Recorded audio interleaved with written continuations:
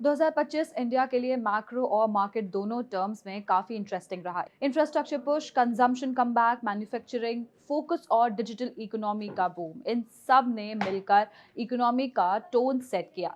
चलिए देखते हैं 2025 के 7 बिगेस्ट मार्केट ट्रेंड्स जो सबसे ज्यादा इंपैक्टफुल रहे।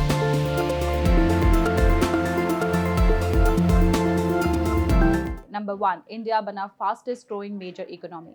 2025 में भी इंडिया ने ग्लोबल ग्रोथ चार्ट टॉप किए। आईएमएफ ने इंडिया का ग्रोथ फोरकास्ट 6.7 टू 6.9% के बीच रखा और अगले फिस्कल के लिए भी सिमिलर नंबर्स दिए। जीएसटी रिफॉर्म्स और पॉसिबल यूएस ट्रेड डील जैसे फैक्टर्स से ग्रोथ को सपोर्ट मिला।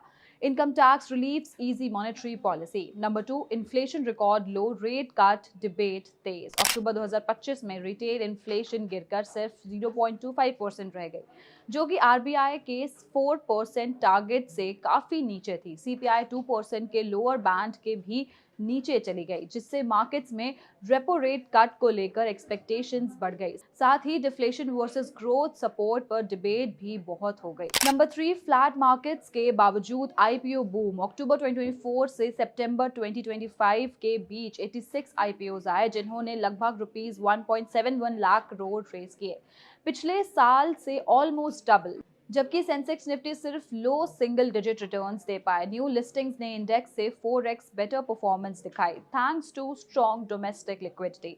नंबर 4, रिटेल इन्वेस्टर्स ने मार्केट को संभाला। 2025 में फॉरेन फ्लोज वॉलेटाइल रहे और निफ्टी ने एशिया के कुछ पेयर्स को अंडर परफॉर्म किया। फिर भी एसआईपी इनफ्लोज, डिमैट अकाउंट्स की ग्रोथ और बाय द डिप माइंडसेट ने मार्केट्स को सपोर्ट दिया।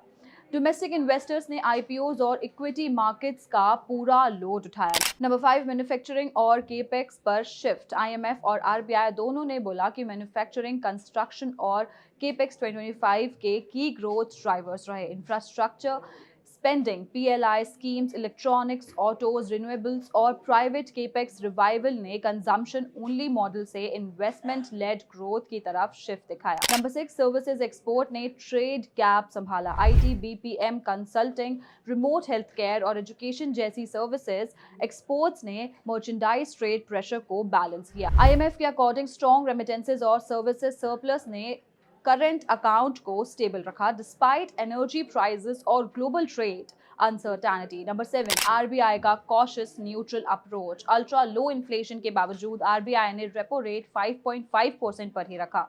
सेंट्रल बैंक ने ग्लोबल रिस्क जैसे यूएस टैरिफ्स, वीजा फी हाइक्स और जियोपॉलिटिकल अनसर्टेनिटी को देखते हुए डेटा डिपेंडेंट और कैलिब्रेटेड ईजिंग का सिग्नल दिया, ताकि रुपी और मैक्रो स्टेबिलिटी सेफ रहे।